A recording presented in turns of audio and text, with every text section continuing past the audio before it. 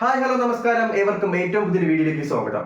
കേരള സർവകലാശാല പ്രശംസനീയമായ ഒരു തീരുമാനത്തിലേക്ക് കടന്നിരിക്കുകയാണ്. ഇനി ഡിഗ്രി കേരള സർവകലാശാലയിൽ പഠിക്കാൻ പോകുന്ന വിദ്യാർത്ഥികൾക്കും ഇപ്പോൾ പഠിച്ചുകൊണ്ടിരിക്കുന്ന വിദ്യാർത്ഥികൾക്കും ഈ ഒരു വാർത്ത ഏറ്റവും ഇമ്പോർട്ടന്റ് ആയ ഒരു കാര്യം തന്നെയാണ്. കാരണം കേരള സർവകലാശാല ഇനി മുതൽ ലഹരി വിമുക്ത സർവകലാശാല എന്നൊരു പ്രഖ്യാപനം നടത്തുവാൻ പോവുകയാണ്.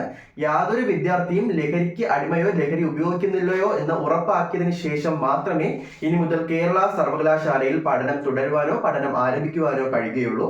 കഴിഞ്ഞ കുറച്ച് ദിവസങ്ങളിലായി കേരള സർവകലാശാല ഹോസ്റ്റലുകളിൽ നടന്ന പോലീസ് റൈഡിൽ നിന്നും കഞ്ചാവ് പിടികൂടിയിട്ടുണ്ടായിരുന്നു. ഈ ഒരു പശ്ചാത്തലത്തിലാണ് കേരള സർവകലാശാല വൈസ് ചാൻസലറായ ഡോക്ടർ മോഹനൻ കുന്നുമ്മൽ ഈ ഒരു ആശയം മുന്നോട്ട് വച്ചിരിക്കുന്നത്.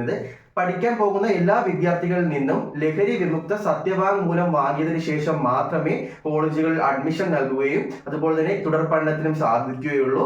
എല്ലാ ഹോസ്റ്റലുകളും ലഹരി വിമുക്തമാണെന്നുള്ള ആ ഒരു സർട്ടിഫിക്കറ്റ് പോലീസിന്റെ ഭാഗത്ത് നിന്നും വാങ്ങണമെന്നും ഹോസ്റ്റലുകൾക്ക് ഈ ഒരു വൈസ് ചാൻസലർ നിർദ്ദേശം നൽകിയിട്ടുണ്ട്. എല്ലാ വിദ്യാർത്ഥികളും മേൽ ആരോപണം ഉന്നയിക്കുന്നതല്ല, എന്നാൽ പോലും ലഹരിയുടെ ഉപയോഗം കേരള സർവകലാശാല വിദ്യാർത്ഥികളിൽ നിന്നും പൂർണ്ണമായും ഒഴിവാക്കണം എന്ന ലക്ഷ്യത്തോടെ തന്നെയാണ് ഈ ഒരു ആശയം മുന്നോട്ട് വച്ചിരിക്കുന്നത്. ഇതിനെതിരെയായി സത്യവാങ്മൂലം വാങ്ങിയതിനു ശേഷം ഏതെങ്കിലും വിദ്യാർത്ഥി അതിനെതിരായി കോളേജ് ക്യാമ്പസിലോ മറ്റോ ലഹരി ഉപയോഗിക്കുകയാണെങ്കിൽ അത് നിയമപരമായി എത്രത്തോളം നിലനിൽക്കും എന്നൊരു ചോദ്യം ഇപ്പോൾ നിൽക്കുന്നുണ്ട്.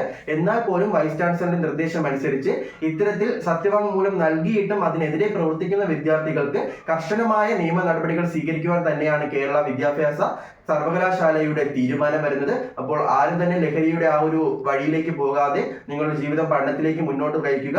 ഇത്തരത്തിലുള്ള മറ്റ് ഇൻഫർമേറ്റീവായ വിദ്യാഭ്യാസ മേഖലയിലെ വീഡിയോയുമായി അറിയിപ്പുമായി അടുത്തൊരു വീഡിയോയിലൂടെ ഉടനെ തന്നെ കാണാം.